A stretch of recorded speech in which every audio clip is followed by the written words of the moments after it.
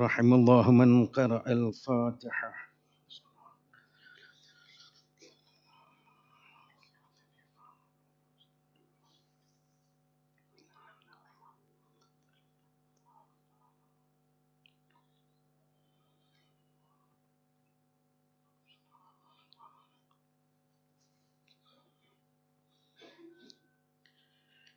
أعوذ بالله من الشيطان الرجيم. بسم الله الرحمن الرحيم.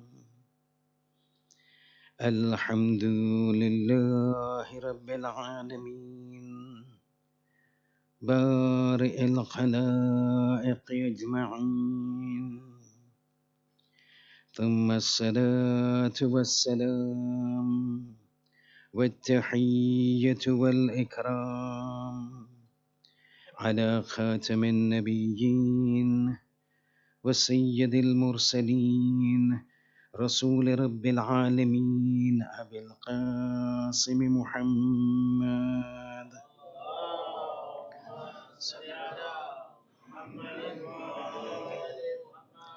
وعلى آله الطيبين الطاهرين المعصومين المظلومين، لا سيما على الإمام المنتظر وحجة الله الثاني عشر ابن العسكري المنتظر، ولعنة الله على أعدائهم أجمعين من الآن إلى قيام يوم الدين.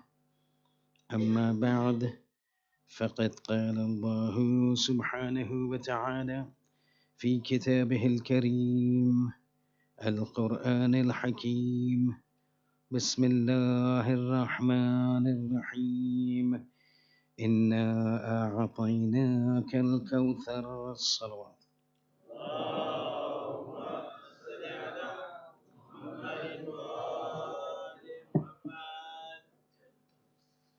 With respect to Ahle Ilm and the ulama, first of all, allow me to extend my sincere condolences to all of you on this occasion of the Shahadat of the daughter of the Holy Prophet Fatima Zahra salawatullahi wa salamuhu alayha.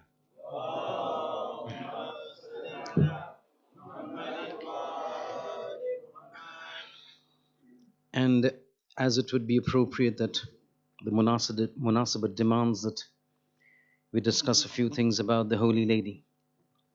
And that's what we would be doing tonight. Because after all, today is the time when we need to know more about the lady. At the moment when I'm speaking before you with probably an hour to discuss things with you, it's just a small fraction of what we actually, the Ahli Ilma over here, they know that hours of reading then brings about an hour of lecture. And when we go through the life history and the rank of Bibi, then it becomes very unpalatable for us to understand when we realize that a majority of the segment of the Muslim community do not even know who this lady is. And this is one of the madlumiyat of Fatima Zahra. And let's keep this in mind, when we keep saying Allahumma ajjil li waliyaka al-faraj, oh Allah, hasten the reappearance of the 12th Imam, we're not calling him to solve our problems. We're not calling him to sort out our affairs. There are two things we're calling him for. One, to take revenge of the Ya Latharat al-Husayn, the revenge of what took place in Karbala. And second, to show to the world who his grandmother Fatima Zahra was.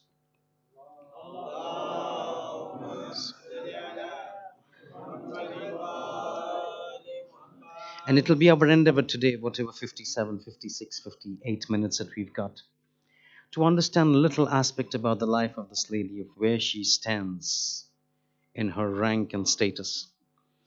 Now, there are several ways you can you can understand the rank and envisage what is the personality of a lady, either by means of ziyarat or by means of the ahadith of the ma'asumin. But today I want to take you down a very different path.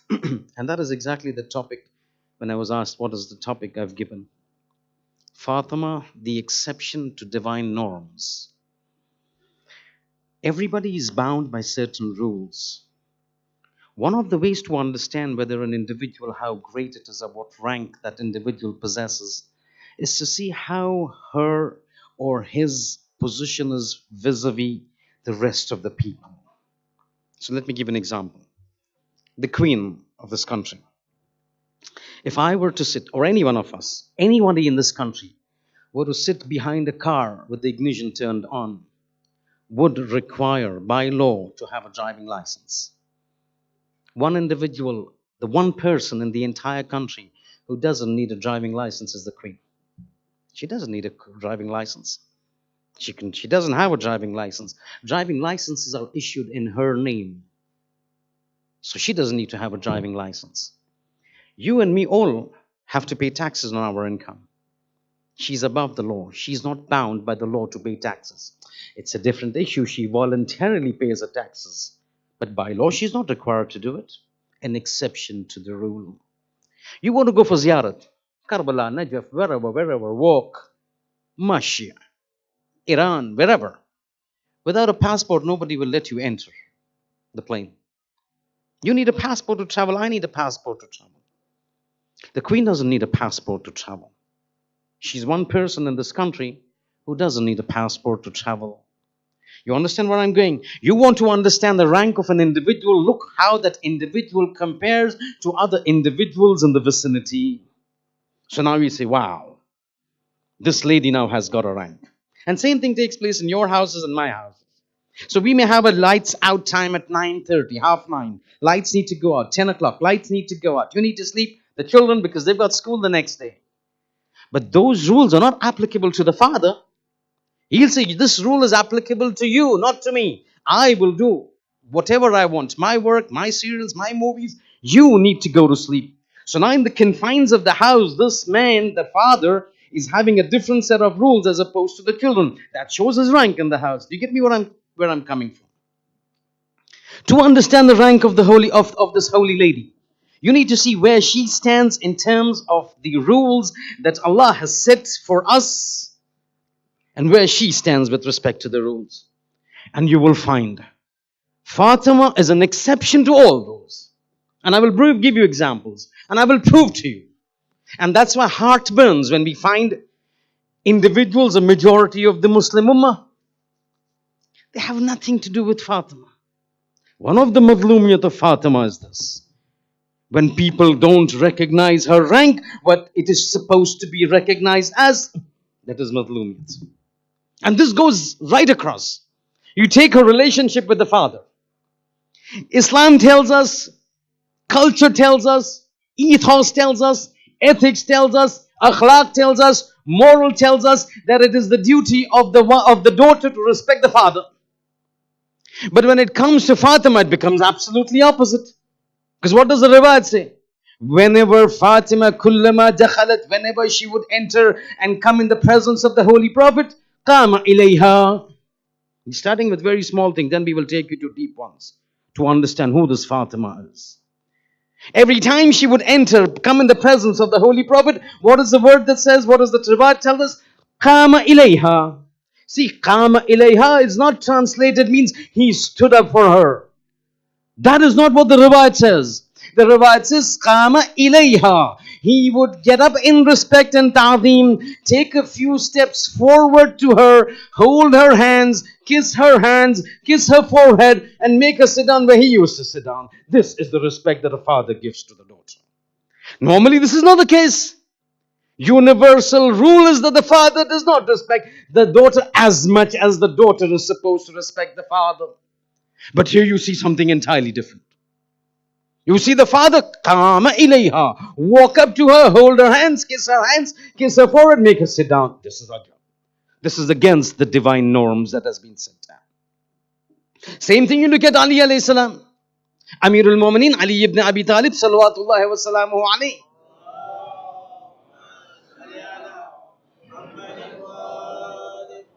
We can't go through all the exceptions that Fatima has been graced by Allah subhanahu wa ta'ala. But we will pick out certain things that will make us realize who this Fatima is. Wama adrak. When ulama say this, it means something. Wama adrak man Fatima. Who do you know who Fatima is? Listen. When Allah in the Quran talks about marriage, now we're talking about Ali and Fatima. Exceptions.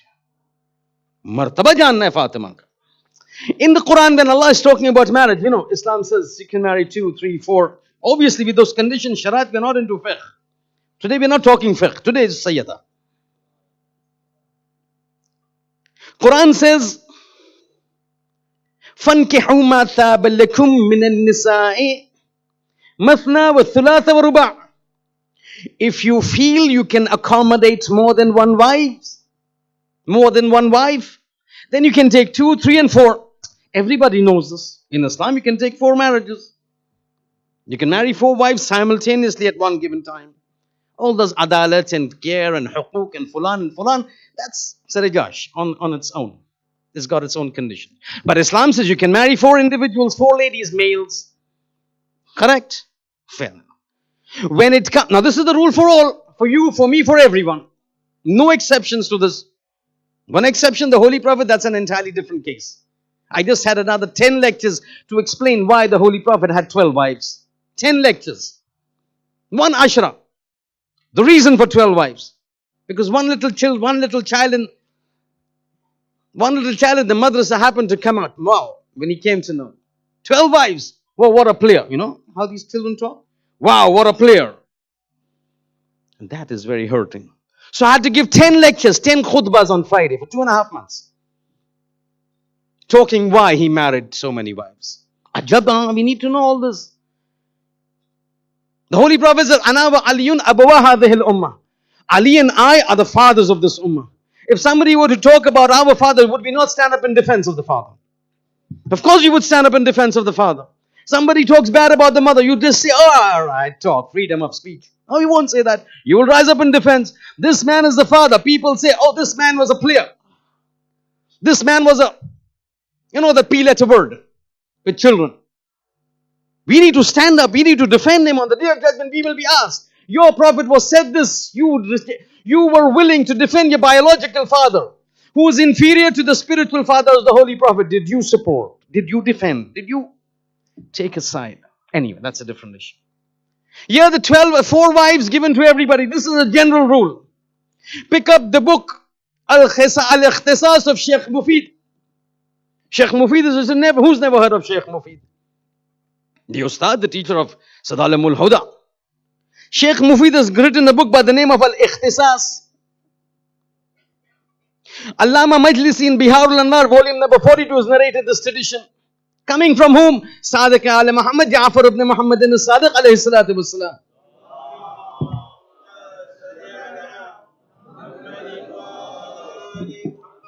Sheikh Mufid is narrating a tradition from the 6th Imam. Discussion is going around Amirul Mu'mineen. Companions are sitting behind. At one point of time, the discussion revolves around the marriage of Ali and Fatima. As the discussion, Sheikh Mufid al-Ikhtisas, according to some, where I've read, even Sheikh Saduq in his book Al-Khisal has mentioned this, but I cannot verify that. I have not referred to that. The 6th Imam is talking about Ali and Fatima. This discussion comes around the marriage of Ali with Fatima. At that time, somebody asks, Yabna Rasulullah, understand the song? Wama adraka man Fatima. As the discussion goes on, this individual, the Sahabi, asks the 6th Imam, Yabna Rasulullah, till the time Fatima was alive, Ali never married any other woman, which is a fact. Till the time Fatima was alive, Ali never married anybody else. All the marriages of Ali with Baneen, with Fulan, with Fulan, with Fulan, with Fulan, it all took place after the Shahadat of Bibi. Till the time Bibi was with him, he never married. Yabna Rasulullah, this person is asking the 6th Imam, Yabna Rasulullah, till the time Bibi Fatima, your grandmother was alive, your grandfather never married anybody else. Leish, why? Ajab jumla, ajab sentence, the sixth Imam says. He says, Inna Allah harrama ala aliyin. Now I'm telling, forget about Arabic, I'm talking in English to you. It says Allah had made haram on Ali, that till for so long as Fatima was alive, Ali could not marry any other lady. Haram on Ali, not any ordinary man. Haram on Ali ibn Abi Talib. Till Fatima was alive, he could not marry anybody else. Wama adraka man Fatima. That means Ali said, till Fatima is the Ali, you may be the second best creation of mine upon this universe. Ana wa Aliyun min shajaratin wahida. Ali and the Holy Prophet, the first creation, min nur. From the same tree. From the soul of the Holy Prophet. But Ali, when it comes to Fatima, Fatima needs to be respected. Till Fatima is there, you're not going to marry anybody else. This is ajaba. But the amazing thing is that as you keep discussing this issue, here we talked about the Holy Prophet. We talked about Ali Murtada. But the real fundamentals of her status and rank comes when you discuss a relationship with God. Jab Khuda ke saath irtibat hota hai na, then you realize who Fatima is. So listen, the title is Fatima, the exception to divine norms. Two of them you just heard. Now listen to understand. In Surah Nur, which is Surah number 24,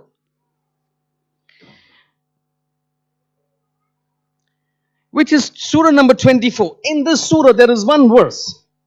And Surah Nur is 64 verses. The penultimate verse. That is verse number 63. Listen to what God says and then I will explain to you. It says, Bismillah ar-Rahman ar-Rahim. Surah Nur, Surah number 24, verse number 63. The penultimate verse. It says, لا تجعلوا دعاء الرسول بينكم كدعاء بعضكم بعضا. Do not consider your addressing dua al-Rasul, you're addressing the Holy Prophet, bainakum, amongst yourself, similar to the way you address one another. Sawa, now understand what tafsir says. The Sha'n Nuzul, the occasion for the revelation of this verse. You know the name of the Holy Prophet, Muhammad?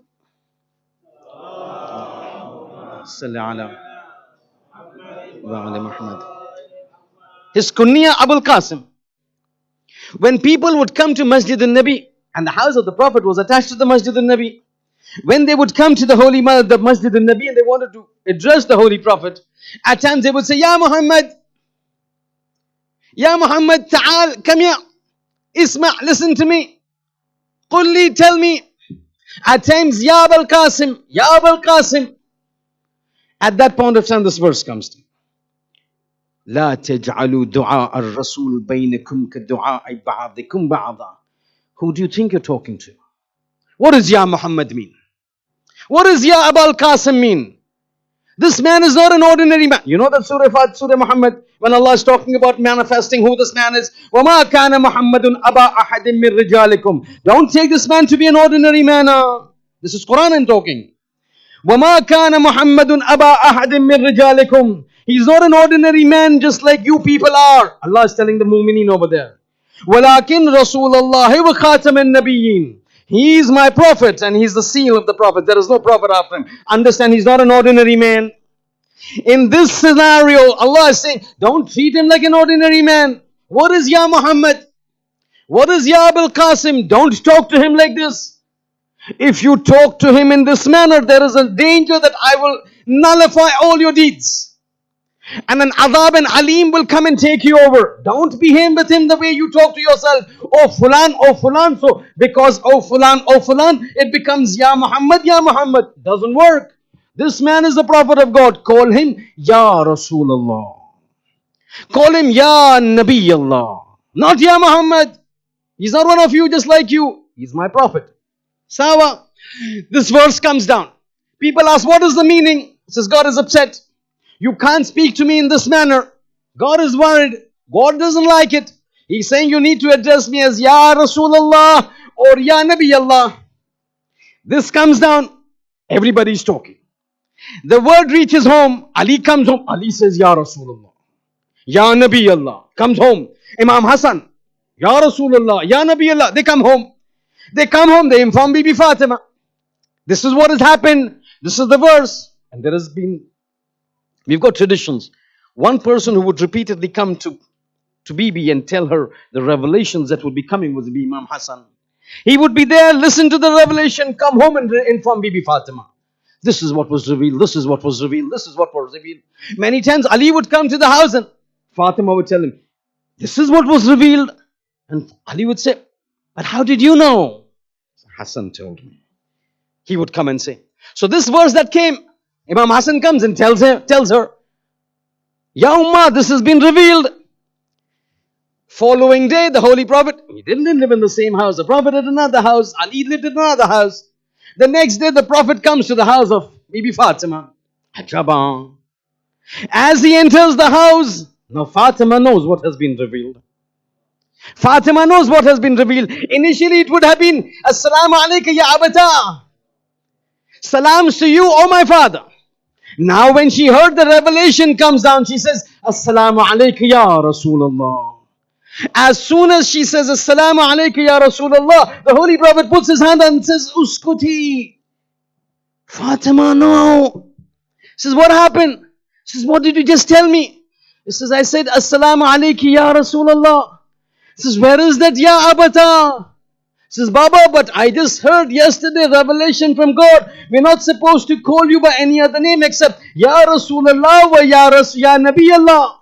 The Prophet says that is for the creation of God. You are different from the creation of God. That ruling of God was for every other person except Fatima to Zahra. You will continue to call me Ya Abata. And then listen to what he says. He says, Quli Ya Abata. You will tell me, oh my father. You will not call me Ya Rasulullah. Quli. These are words I'm talking in Arabic so that you know I'm not taking out from my pocket. He says, Quli ya abata. Tell me, oh my father. You know why? فَإِنَّهَا أَرْضَى لِلرَّبِّ. Because when you say, oh my father, Allah likes it more and is more radhi than when you say, Ya Rasulullah. For the other people, one set of laws.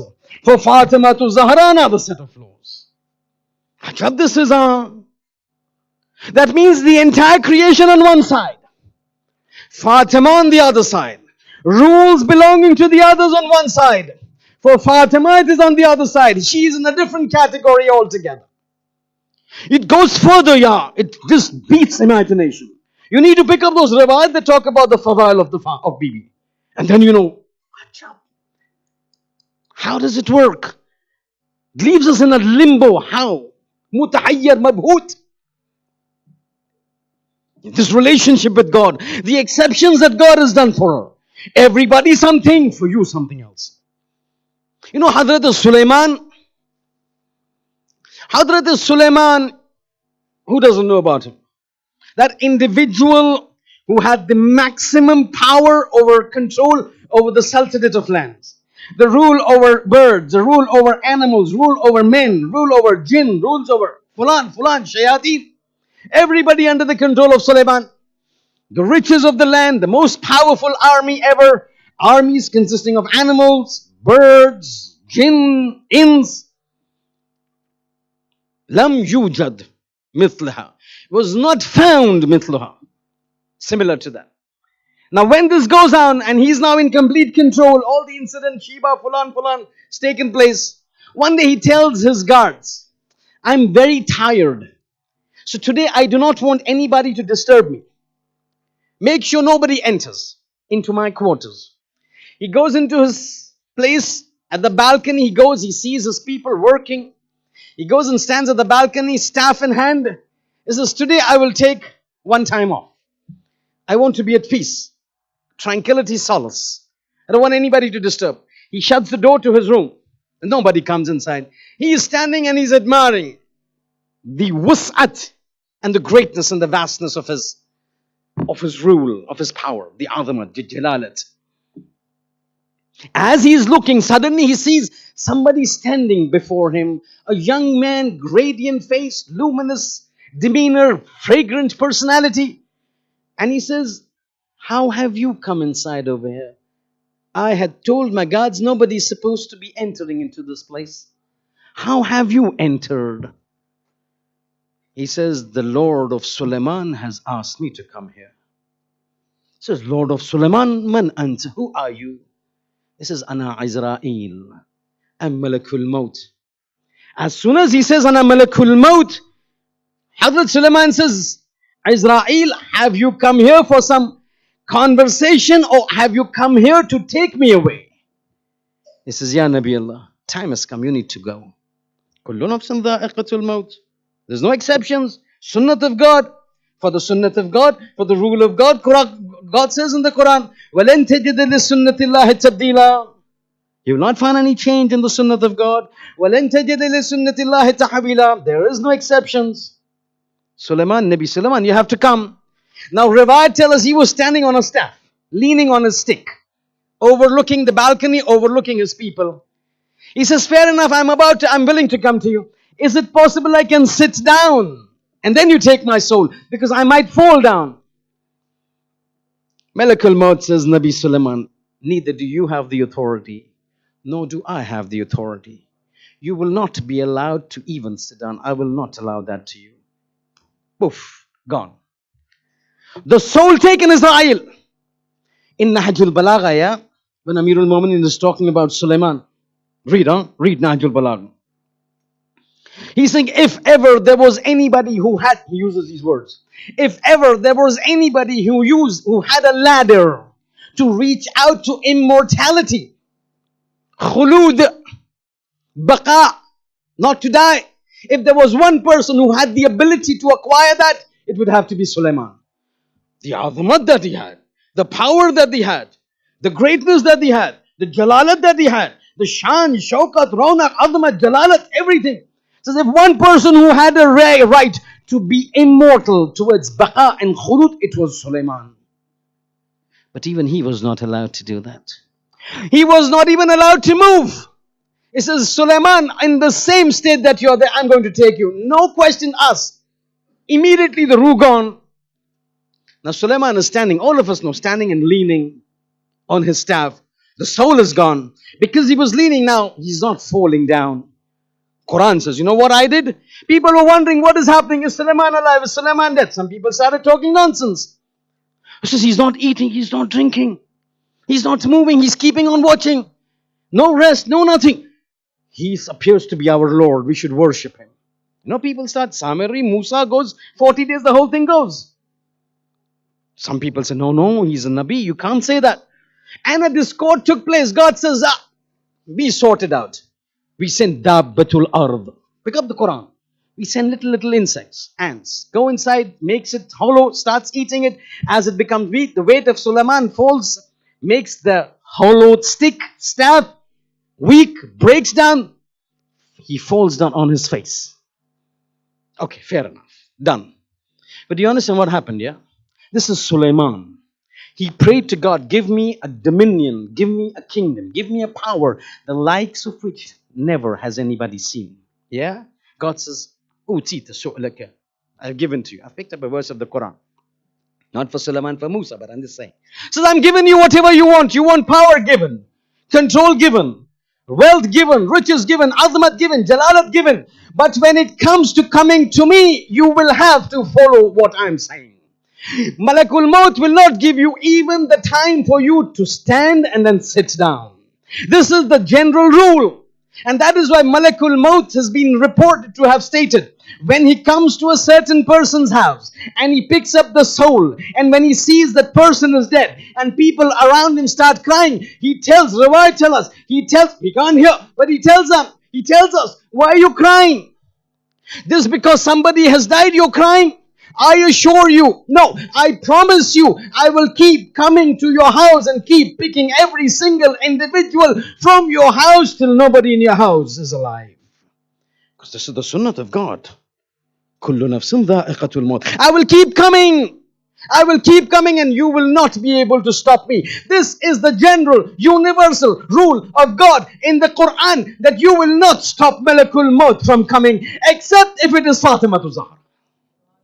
Except it is Fatima to Zahra. Sulaiman does not have the authority from standing to sit down. But when it comes to the house of Fatima to Zahra, Malakul Maut, hands folded, stands outside till he doesn't receive the permission from Fatima to enter. Allah tells him, till she doesn't give you the permission, you will keep waiting outside. When she gives you the permission, now go inside and seize the soul. Rule for the entire universe. The only exception, Fatima to Zahra. When have you heard that the Malakul Maut asked permission to enter and take the soul of Husayn ibn Ali? When have you? He was there in Gudale Katlaga. That's a different issue. God says, move.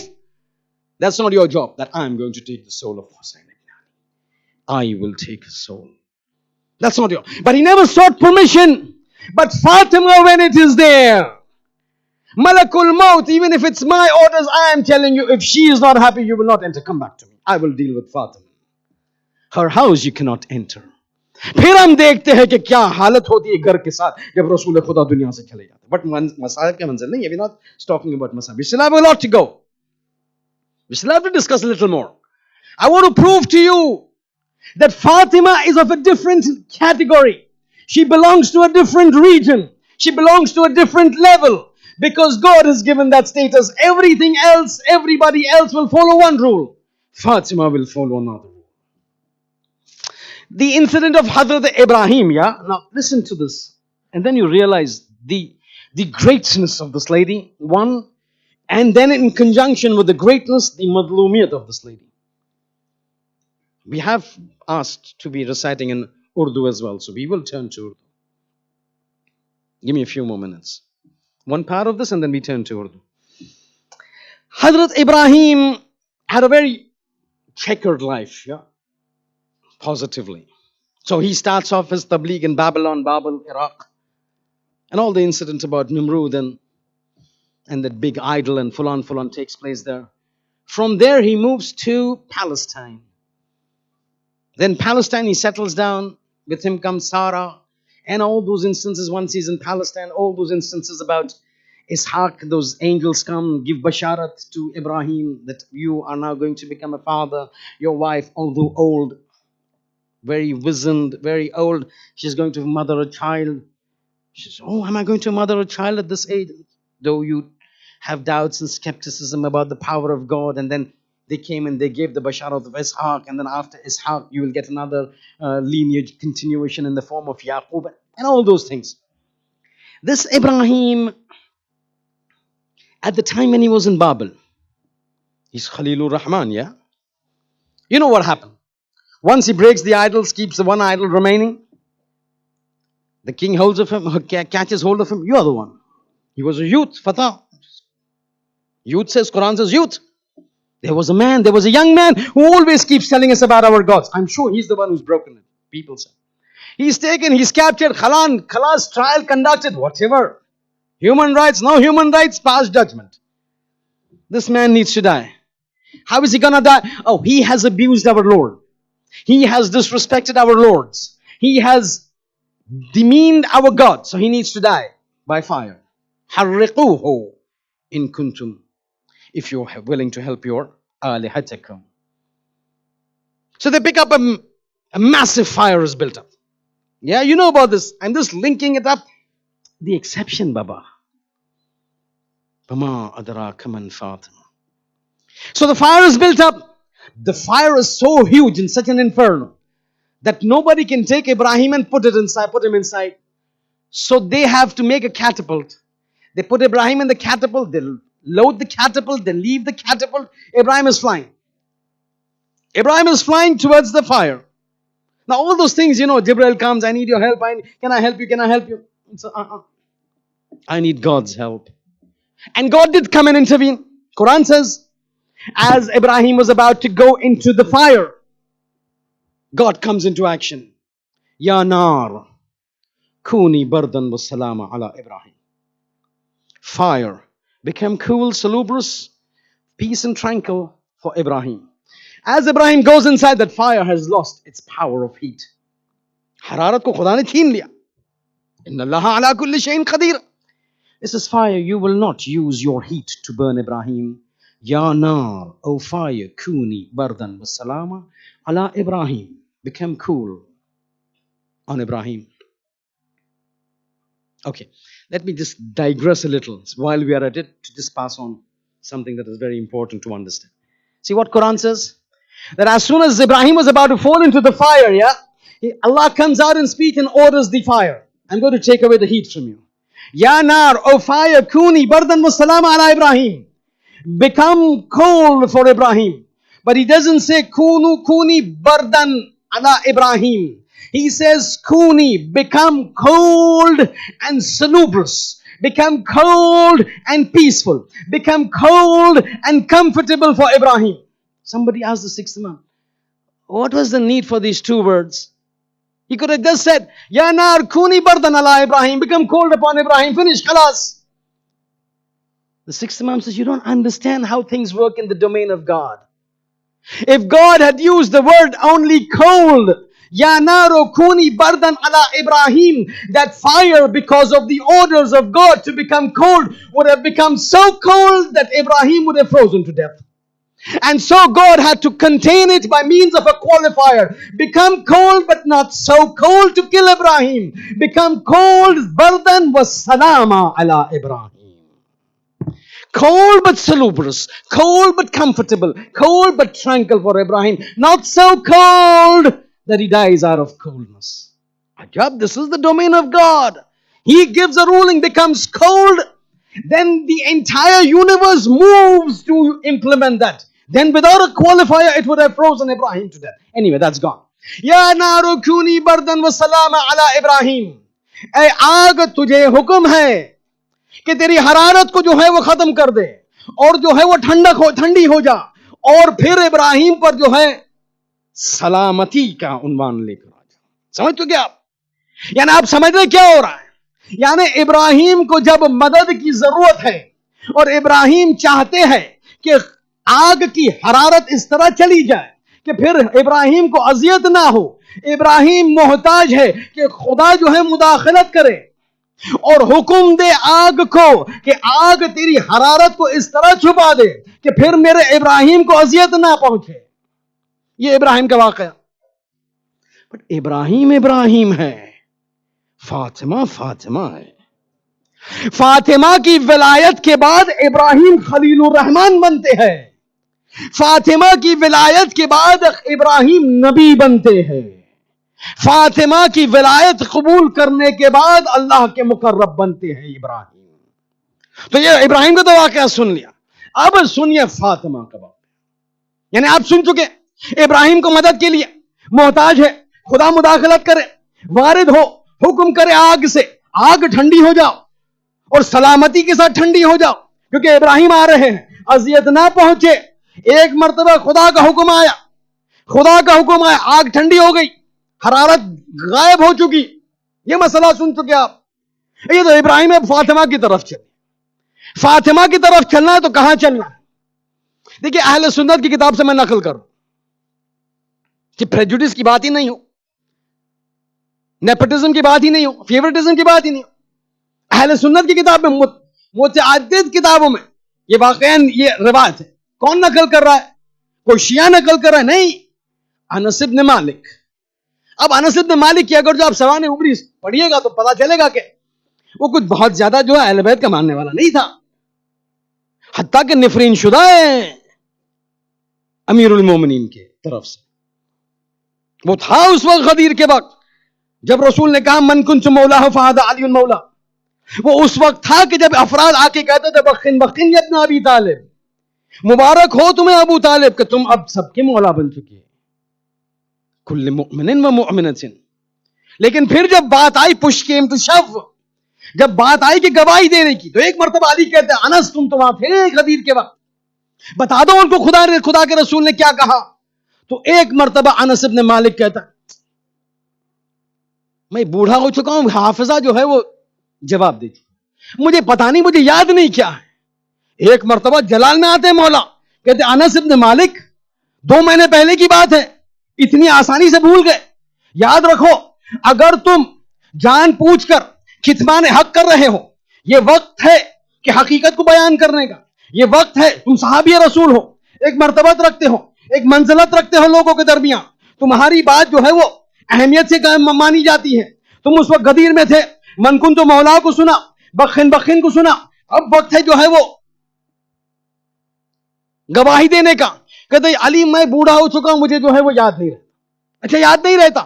انس بن مالک, اگر تمہیں یاد ہے اور پھر جان پوچھ کے کتمان حق کر رہے ہو, حق کو چھپا رہے ہو, تو خدا جو ہے اس جھوٹ کو تمہارے چہرے پر نمایاں کر دے گا اور تمہارے پیٹ میں آگ کو وارد کرے گا. ایک مرتبہ اور تمہاری آنکھ سے بینائی چلی جائے گی, کیونکہ تم حق دیکھنا نہیں چاہتے. بس جملہ علی کا ادا ہونا تھا کہ ایک مرتبہ راوی کہتا ہے ہر 3 چیز انس بن مالک کے سامنے آ گئی. ایک مرتبہ کھڑے کھڑے نابینا ہو چکا, چہرے پر سفید داغ آ چکے, زندگی بھر چھپانا چاہ رہا تھا, نہ چھپا سکا, اور پیٹ میں اس طرح جو ہے ایک مسئلہ پیش آیا کہ اس دن کے بعد کبھی روزہ نہیں رکھ پاتا تھا, کیونکہ پیٹ میں اتنی جلن ہوتی تھی کہ روزہ نہیں رکھ سکتا تھا, ناممکن تھا. یہ نفرین شدہ انسان علی کے ہاتھ. یہ روایت نقل کرتا, اس لیے میں بیان کرتا ہوں تاکہ آپ کو پتا چلے کہ یہ جو کوئی علی کا ماننے والا نہیں تھا, یہ کوئی محب اہل بیت نہیں تھا, یہ کوئی محب فاطمہ نہیں تھا. مگر روایت سنیے تو آپ کو پتا چلے گا منزلت ابراہیم کہاں, منزلت فاطمہ الزہرا کا. واقعہ ہے انس بن مالک کا. ایک بار جو ہے وہ حجاج بن یوسف الثقفی کے دربار میں جاتا. حجاج کون نہیں جانتا, حجاج کو کون نہیں جانتا. علماء کا کہنا پتا ہے نا, حاکم ہے بنی امیہ کا, عبد الملک ابن مروان, عجیب خونخوار انسان.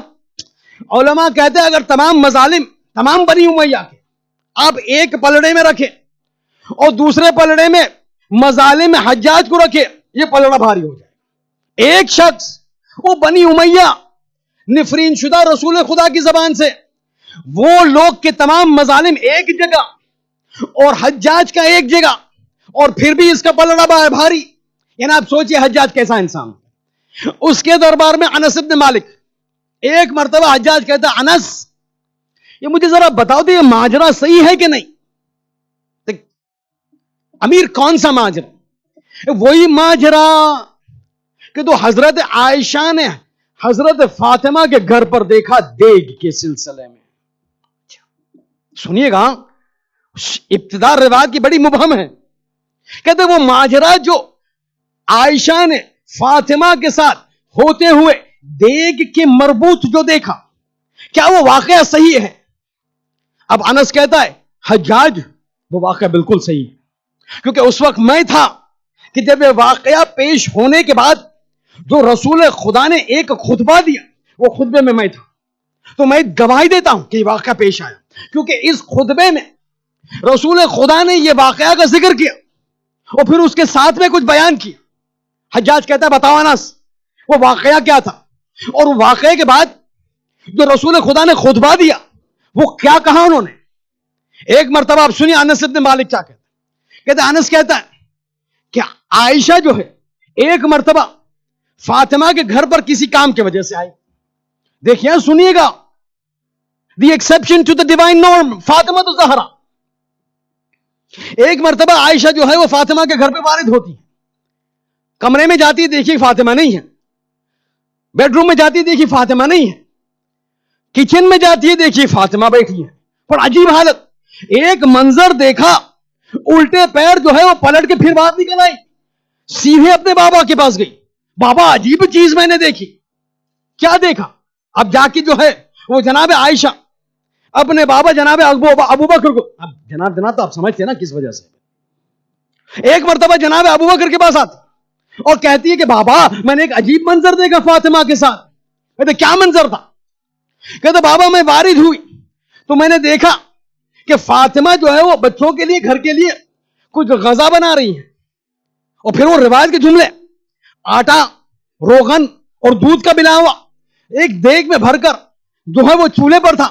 چولہے کے نیچے حرارت, آگ روشن تھی اور جو ہے وہ کھانا پک رہا تھا. میں وارد ہو کے کہنا چاہ رہی تھی کہ میں نے کیا دیکھا, کہ وہ جو دودھ جو تھا جس سے وہ آٹا ملا ہوا تھا اور روغن ملا ہوا تھا. ایک مرتبہ جوش مارا, پانی ابلتا تو ابھر نہیں جاتا, دودھ جب ابلتا ہے تو ابھرنے لگتا ہے. کہتے میں نے دیکھا کہ دیگ میں دودھ ابھرنے لگا, ابلنے لگا, اور باہر آنے ہی والا تھا کہ ایک مرتبہ فاطمہ نے اپنے ہاتھ کو جو ہے اس غذا پر رکھا اور اپنے ہاتھ سے ہلانا شروع کیا. کھولتی ہوئی غذا, کھولتا ہوا سالن, ایک مرتبہ اپنے ہاتھوں کو اندر ڈالا, ہاتھوں سے ہلانے لگی. نہ ہاتھ جلا, نہ جو ہے وہ چلائی اور پکاری. اس طرح لگ رہا تھا کہ ہاتھ میں کوئی چمچ لے کر جو ہے وہ غذا کو ہلا رہی ہے. مجھے تو یقین نہ ہوا. ایک مرتبہ حیران پریشان میں تو آ کر آپ کو بتانے آئی, بابا یہ عجیب منظر. اب وہ جو بابا نے عائشہ سے کہا وہ میں بیان نہیں کروں گا کیونکہ وہ ملئ عام کے لیے نہیں ہے, مگر یہ بات جو ہے وہ رسول خدا تک پہنچی کہ لوگوں نے کچھ افراد ایسا واقعہ دیکھا اور پھر حیرت میں آ گئے کہ کیسے ممکن ہے کہ اپنے ہاتھوں سے, نہ گلوز ہے نہ چمچ ہے, بس اپنے ہاتھوں سے کھولتی ہوئی غذا کو ہلانا تاکہ ابھر نہ جائے. ایک مرتبہ دوسرے دن رسول خدا منبر پر بیٹھتے ہیں, منبر پر آ کر جو ہے وہ کہتے ہیں کہ کچھ لوگوں نے ایک ایسا منظر میری دختر فاطمہ زہرا کے سلسلے میں دیکھا کہ فاطمہ جلتے ہوئی غذا میں اپنے ہاتھ کو ڈال کر ہلا رہی ہے. نہ ہاتھ جلتا ہے, نہ فاطمہ پکار اٹھتی ہے, وہ آسانی سے جو ہے وہ غذا کو کرتی ہے, ہلا رہی ہے. پھر رسول خدا کہتے ہیں اے لوگوں سمجھ لو یہ مرتبہ فاطمہ تو زہرا ہے, یہ مرتبہ فاطمہ تو زہرا ہے کہ خدا نے فاطمہ کے جسم کو, فاطمہ کے گوشت کو, فاطمہ کے رگوں کو, فاطمہ کے خون کو آگ پر حرام قرار دیا ہے. اب میں یہ روایت کو یہاں منقطع کروں گا. ابراہیم جب خلیل الرحمن جب آگ میں جا رہے تھے, مجبور ہوئے تھے کہ خدا مداخلت کرے, وارد ہو اس واقعے میں اور حکم کرے آگ سے, آگ ٹھنڈی ہو جا, تب آگ اپنی حرارت کو بند کر دیتی ہے. مگر فاطمہ کے لیے اللہ کہتا ہے مجھے ضرورت نہیں ہے. فاطمہ تیری شخصیت ایسی ہے کہ میرا وارد ہونے سے پہلے تو اس آگ پر قابو پا لے گی اور آگ کی حرارت تجھے جو ہے اذیت نہیں پہنچا سکے. آپ سمجھ رہے مسئلہ کیا ہے؟ یہاں پوری کائنات آگ سے جل جاتی ہے, وہاں جو ہے آگ فاطمہ کو نقصان نہیں پہنچا سکتی. یہ کہنا مطلب ہے فاطمہ کے مقصد کا. مگر روایت کی طرف چلیے, خطبے کی طرف چلیے. فاطمہ کے بابا جو ہے خطبہ دے رہے, اے لوگوں تم کیا سمجھتے ہو, وما ادراک من فاطمہ, فاطمہ کو تم کیا سمجھ رہے, تم کیا جانو فاطمہ کیا چیز ہے. پھر یہ واقعہ بیان کیا, پھر یہ حقیقت کو بیان کیا. خدا نے فاطمہ کے گوشت پر, فاطمہ کے خون کو, فاطمہ کے رگوں پر, فاطمہ کے جسم پر آگ کو حرام قرار دیا. آگ کی حرارت فاطمہ کو اذیت نہیں پہنچا سکتی. پھر ایک جملہ کہا, وائے ہے ان لوگوں کے پر, ان لوگوں پر وائے ہے کہ جو فاطمہ کی عظمت کو نہ سمجھ سکے. کیونکہ سمجھ لو کہ یہ مرحمت, یہ نعمت خدا نے صرف فاطمہ کے لیے نہیں رکھی. ہر وہ شخص کہ جس کے دل میں فاطمہ کی محبت ہے, جہنم کی آگ اس جسم پر حرام. یعنی 1400 سال بعد اگر ایک انسان آتا ہے اور اس کے دل میں فقط فاطمہ کی محبت آ جاتی ہے, ایک نسبت پیدا ہو جاتی ہے. عظمت فاطمہ اتنی بڑی ہے کہ فقط نسبت ایجاد ہونے کی وجہ سے یہ انسان جہنم کی آگ سے بچ جاتا ہے. ایک چیز ہے کہ خود وہ انسان کا مرتبہ اپنے آپ کو خود کو آگ سے بچائے, ایک ہے کہ مرتبہ اتنا بالا کہ ہر وہ شخص اس شخصیت سے منسلک ہو جاتا ہے, اب جہنم پر حرام ہو جاتا ہے. مسئلہ یہ ہے, مقام یہ ہے. وما ادراک, علماء جب کہتے من فاطمہ, معمولی شخصیت نہیں ہے. مگر جب یہ شخصیت ایسے مقام پر پہنچتی ہے نا, آج ہی کی شب, یعنی 95 دنوں کی روایت کے مطابق آج ہی کی شب, آج جو ہے وہ شہزادی بڑی نحیف ہو چکی ہے, بڑی ضعیف ہو چکی ہے. پتہ ہے کتنی ضعیف, اتنی ضعیف کہ بستر سے لے کر اگر مصلے تک جانا ہے نا تو بی بی سہارے کے بغیر نہیں چل سکتی.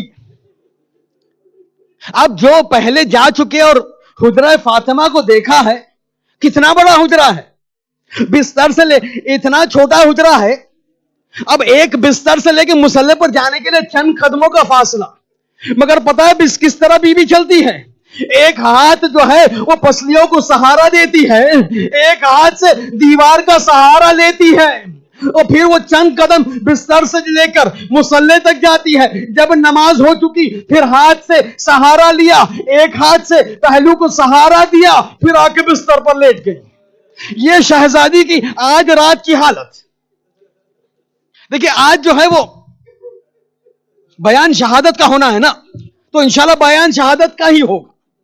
لیکن آپ کو ایک بات بتاتا چلو, یہ حالت جو آپ سن رہے ہیں نا بی بی کی, اتنی نحیف ہو چکی ہے, اتنی لاغر ہو چکی ہے, اتنی بیمار ہو چکی ہے. اس کی وجہ کیا ہے پتہ ہے؟ اس کی ظاہراً دو وجہ ہے. ایک جسمانی ضربت, ایک روحانی ضربت. اور سن لیجئے, آج تکلف نہ کریے گا رونے پر, آج ذرا بھی فارمیلٹی نہ کریے گا. ارے کوئی دیکھے گا میں رو چکا کیا سمجھے گا. ارے آج ہے ہمارے آنسوؤں کو شہزادی کے رومال میں رکھنا, کیونکہ یہی آنسو جہنم کی آگ کو خاموش کرنے والے ہیں. آپ کو پتا ہے وہ دو چیز کیا ہے؟ اب سنیے, بس دو حدیث بیان کرتا ہوں پھر شہادت کے بیان پر آتا ہوں. چھٹا امام جو ہے مفضل ابن عمر کے ساتھ بیٹھے ہوئے اور بات کرتے جا رہے. ایک مرتبہ کسی وجہ سے ذکر ہوا فاطمہ تو زہرا. بس جیسے فاطمہ کا ذکر ہوا, ایک مرتبہ میرے چھٹے امام کے آنکھوں سے آنسو جاری ہو گئے, رونا شروع کیا, محوے گریا ہوئے. مفضل کہتا آقا اچانک آپ رونا شروع کر دیے, اچانک آنکھوں سے آنسو جاری, کیا بات ہے؟ کہتے مفضل تم نہیں سمجھتے, بس میرے ذہن میں وہ منظر آ گیا کہ جب جو ہے اماں کے دادی اماں کے جسم پر وہ دروازہ جلتا ہوا دروازہ گرا. اب دیکھیں مجھے پتا ہے آج اس سلسلے کی تیسری مجلس ہے, انشاءاللہ جو ہے وہ کل شیخ یوسف علی دھرانی صاحب جو ہے وہ قبلہ مجھے ممبر افروش ہوں. لیکن بات سنیے گا, وہ بیان نہیں کرنا مجھے, آج تو شہادت کا بیان ہے. وہ تو جو بیان دروازے کا آپ سن چکے, مگر ایک بات بیان کرنا چاہ رہا ہوں. یہ چھٹا امام کیوں گریا کرنا شروع کرتا ہے؟ کہتے مفضل وہ جو دروازہ ٹوٹ کر گرا ہوا تھا نا, تمہیں پتا ہے کیا ہوا اس میں؟ وہ کوئی معمولی دروازہ نہ تھا, اور شہزادی کو اور دادی اماں کو جو لگا وہ دروازہ وہ کوئی معمولی زخم نہ تھا. کہتے مولا بات کیا ہے؟ کہتے بات یہ ہے کہ دیوار کے اندرونی حصے میں کیل لگی ہوئی تھی, اور کیلیں لگی ہوئی تھی. جب دروازے کو جلایا گیا دروازہ ضعیف ہوا, پھر وہ کمبخت نے جو ہے پیر مارا, جب پیر مارا تو دروازہ اپنی جگہ سے ہلا, اور پیچھے شہزادی تھی. دروازے کا گرنا, پیچھے دیوار ہے, آگے دروازہ ہے, بیچ میں ارے گندم کو کس طرح پیسا جاتا ہے, شہزادی دروازے کے بیچ میں. آقا کہتے وہ تو چھوڑ دو, آج تمہیں پتا ہے مفضل وہ کیل جو تھی میری دادی اماں کے سینے میں سوراخ کر گئی. وہ کیل دادی اماں کے سینے میں سوراخ کر گئی. کہتے بہت زخم تھا. کہتے نہ, پھر چھٹا امام سمجھا رہا ہے مفضل خبردار, نہ سمجھنا کہ خراش تھی, سینے میں سوراخ ہو چکا تھا. آخری دم تک, جب تک میری دادی زندہ تھی, جب بھی سانس لیتی تھی زخم سے خون باہر نکلتا تھا, سوراخ میں سے خون نکلا کرتا تھا. ایک ہاتھ سے پسلی کو سنبھالا, ایک ہاتھ سے دیوار کا سہارا لیا. دوسرا مرحلہ بتاؤں کیا ہے؟ دوسرا مرحلہ بتاؤں, امام حسن کا واقعہ ہے. اب امام حسن قید حیات میں ہے. ایک مرتبہ حضرت عباس ساتھ میں ہے. اب یہ حضرت عباس کی روایت نقل کر رہا. کہتے جب بھی میں آقا حسن کے ساتھ کبھی گشت کے لیے نکلتا تھا مدینے کی گلیوں میں, ایک مقام پر جب مولا آتے تھے نا, اپنے گھوڑے سے اتر جاتے تھے, زمین پر کوچے میں گلی میں بیٹھ جاتے تھے, اپنے ہاتھ کو اپنے سر کو اپنے ہاتھ میں لے لیتے تھے اور گریا کرنا شروع کرتے تھے. کہتے ادب کے حساب سے میں نے مولا کو پوچھا نہیں, مولا آپ کیوں رو رہے ہیں, بس کچھ دیر کے بعد گریا کیا, پھر جو ہے گھوڑے پر بیٹھے, پھر نکل گئے. کچھ دن کے بعد پھر سے جب گشت کے لیے نکلے, اسی مقام پر آئے, وہی حالت, گھوڑے سے اترتے ہیں, زمین پر بیٹھتے ہیں, سر کو ہاتھوں میں لیا, رونا شروع کیا. حضرت عباس کہتے اب مجھ سے رہا نہیں گیا, ہاتھوں کو جوڑا, مولا جب بھی آپ اس جگہ پر آتے ہیں گھوڑے سے اتر جاتے ہیں جیسے کہ تعظیم کرتے ہوئے, مگر پھر زمین پر بیٹھتے ہیں, سر کو ہاتھ میں لیتے ہیں اور خوب گریا کرتے ہیں. ماجرا کیا ہے, یہ جگہ میں کیا تاثیر ہے, یہ جگہ کی ہسٹری کیا ہے کہ بار بار آپ روتے ہیں؟ ارے یہ کہنا تھا, ایک مرتبہ پھر رونا شروع کیا. اے عباس تم اس وقت نہ تھے کہ جب میں اماں کے ساتھ کوچے میں تھا, بابا کے گلے میں رسن تھی اور اماں آ کر بابا کا دامن پکڑ لیا, خلو ابا الحسن میرے علی کو چھوڑ دو. ارے وہ نانبیب ملعون نے ہاتھوں کو اٹھایا اور ایک اماں کو تماچا مارا. اماں ابا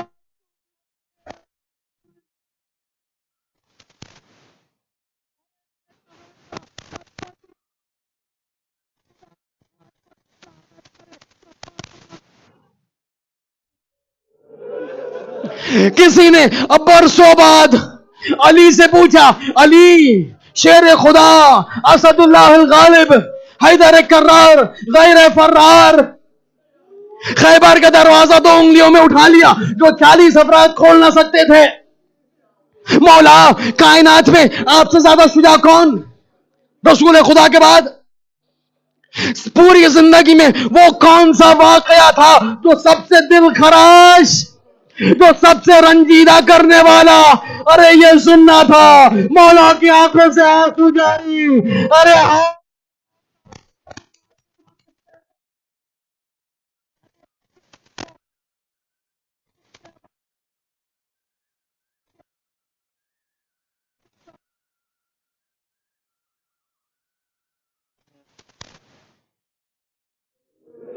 ایک ہاتھ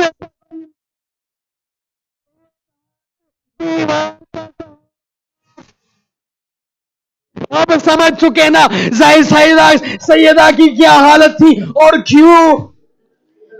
نماز صبح کا واقعہ ہے, لیکن اس سے پہلے ایک مرتبہ بستر پر لیٹی ہیں, بچے جو ہے آس پاس ہے, علی ہے پاس میں. فاطمہ کہتی ہے اے ابا الحسن بچوں کو کمرے سے باہر نکالو, بچوں کو کہو کہ کمرے سے باہر چلے جائیں. ایک مرتبہ ام کلثوم زینب حسنین کو جو ہے کمرے سے باہر لے جایا گیا. اب علی بیٹھے ہیں, سرحانے بیٹھے ہیں, ایک ہاتھ فاطمہ کے سر پر ہے, علی کے آنکھوں سے آنسو جاری. روایت کے جملے, ایک مرتبہ بی بی کا سر لیا, اپنے سینے سے لگایا اور خوب گریا کیا. یہ گریا دیکھ کر پھر فاطمہ گریا کرتی. علی فاطمہ سے کہتے دختر رسول میں تو تمہاری جانے پر گریا کر رہا ہوں, مگر آپ کیوں گریا کر رہی ہیں؟ کہتے ابو الحسن مجھے پتا ہے میرے جانے کے بعد تم پر کیا مصیبت آنے والی ہے, میرے علی کی کیا حالت ہونے والی ہے, وہ سوچ کر میں گریا کر رہی. ایک مرتبہ فاطمہ کہتی ہے, دیکھیں مظلومیت فاطمہ ہے, آج تکلف نہیں ہونی چاہیے, آج تعارف رونے میں نہیں ہونا چاہیے. ایک مرتبہ فاطمہ کہتی ہے ابو الحسن کچھ وصیتیں ہیں. کہتے شہزادی بتاؤ, ہر وصیت کو پورا کروں گا. ارے وہ جملہ علی نے کس طرح برداشت کیا ہوگا. ارے دختر رسول, اللہ کی کنیز, अरे ज़ौजाए अली कहती है, अली गस्सिलनी बिल्लैल, कफ़िन्नी बिल्लैल, दफ़िन्नी बिल्लैल। ए अली मेरी वसीयत है, मुझे गुस्ल रात के वक्त देना, कफन रात के वक्त पहनाना, दफन रात के वक्त करना। अरे मजलूमियत ज़ारा आलम को होना चाहिए तशरीह जनाजा में। फातिमा कहती है, अली मुझे तन्हाई में दफन करना। एक मर्तबा वसीयत तमाम हुई, वसीयत का तमाम होना। अब मैं जो है फास्ट फॉरवर्ड करता हूं नमाज सुबह के लिए। अली जो है पहुंचते हैं मस्जिद नबी, अस्मा घर में है। नमाज सुबह पढ़ने के बाद किस तरह पढ़ी है ना पूछिए, बैठकर पढ़ी है फातिमा। अरे बैठकर पढ़ी है फातिमा। नमाज सुबह के बाद अपने बिस्तर पर जाती है, अस्मा से कहती है, अस्मा हुजरे का दरवाजा बंद कर लो और फिर कभी तुम आना और देखना कि मेरे सर पर चादर है तो समझ जाना तुम्हारी शहजादी दुनिया से चली गई। अब अस्मा की रिवायत सुनिए। कहती है जो है वो कुछ देर के बाद कुछ आवाज ना आई तो मैंने आहिस्ते दरवाजा खोला, झांक कर देखा तो क्या देखा, अरे शहजादी बिस्तर पर है, चादर सर पर है। अरे मैंने अपना सर पीटना शुरू किया, अरे आका को बुलाओ, शहजादी दुनिया में न रही। अली मस्जिद नबी में है। एक मर्तबा खबर मिलती है शहजादी चली गई। ये जो है असदुल्लाहिल गालिब है, हैदर करार है, गैर फर्रार है, आधा लश्कर कुरैश का बद्र में शहीद जहन्नम तक ले जाने वाला शख्स। जैसे पता चला शहजादी गई, एक मर्तबा गश खाकर जमीन पर गिर गया। अली को गश आ गया, पानी डालकर उठाया। करबला तो है नहीं कि पानी न था। या ज़ैनब की आंसू आंखों से आंसू निकलकर हुसैन को जो है वो इफाका दिया गया। एक मर्तबा घर पर आते हैं, हसनैन है, ज़ैनब है, उम्मे कुलसूम है। एक मर्तबा घर पर जाते हैं, अरे शहजादी को गुस्ल देना है। एक मर्तबा गुस्ल खाने में ले गए, गुस्ल खाने वाली है, गुस्ल देते जाते हैं और बाहर ज़ैनब बाबा के रोने की आवाज, चीख चीख कर रोने की आवाज। अली रो रहा।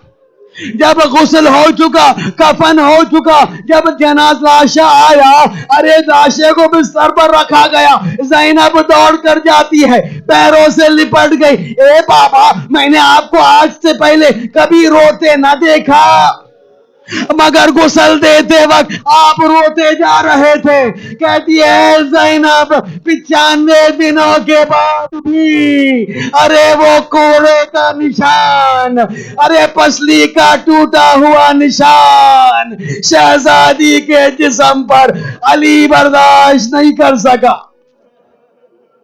एक मर्तबा हसन पैपाइती आते हैं, हुसैन सराहने जाते हैं। अब ये मंजर है दिल खराश मंजर। अरे मलाइका को जो है वो हरकत में लाने वाला। हुसैन कहता है अम्मा फातिमा, मगर फातिमा से कोई आवाज ना आई। दोबारा कहा अम्मा फातिमा, आपका हुसैन बुला रहा, कोई जवाब ना आया। अब हुसैन रोना शुरू करते हैं, एक जुमला करते कहते हैं वाह